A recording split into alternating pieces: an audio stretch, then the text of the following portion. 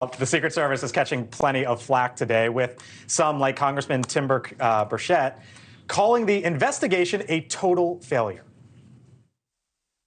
They don't know who it is, and it's a complete failure. I mean, this thing is ridiculous. I don't know if it's a diversion or not, because it's a pretty good diversion. A lot of people are upset about it because they don't.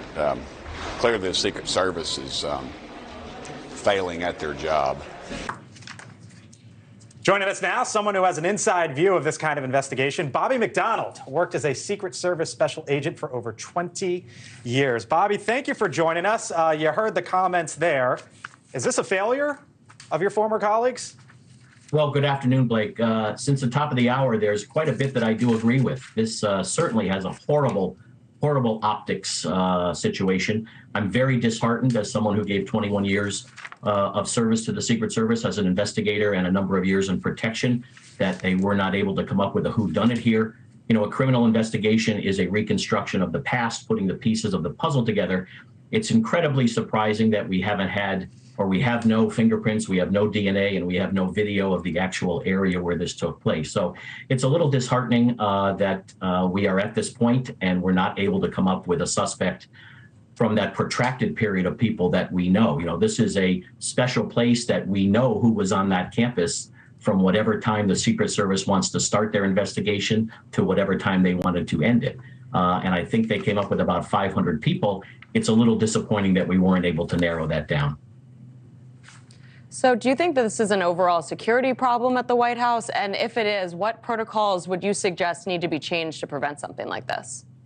Well, you know, many of the Secret Service practices and protocols have been developed over years when things have happened similar to this or different instances.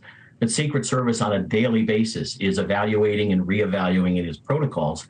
And while this is a horrible situation, the optics are bad, it just doesn't look good all the way around. I would hope that the Secret Service will be taking this opportunity to figure out how to tighten those protocols up, institute some other practices and procedures that will help tighten this up and not have something like this happen again. Hey, Bobby, it's Mick Mulvaney. You know the building as well as I do. Knowing what you know about the way it lays out, what do you think is going to change?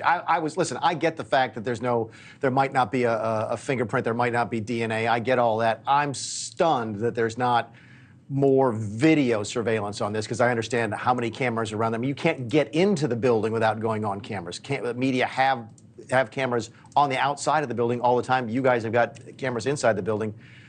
Are you surprised about the lack of video evidence here? Well, again, like you said, knowing the building as well as you do, I'm not surprised at the lack of video evidence inside. You know, the outer portions of the building, all of the gates, all of West and East Exec, they're all loaded with cameras. There's not a movement there that's not monitored by the Secret Service Joint Operations Center.